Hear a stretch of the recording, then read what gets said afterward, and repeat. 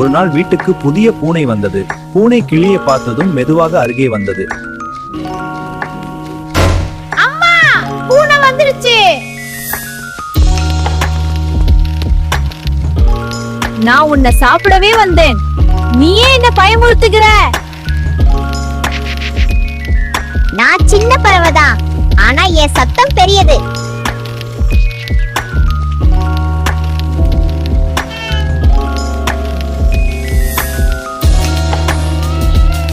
நாம் இருவரும் இனிமேல் நண்பர்கள். பூனை, நாம் நண்பர்கள். Bye bye. Bye bye.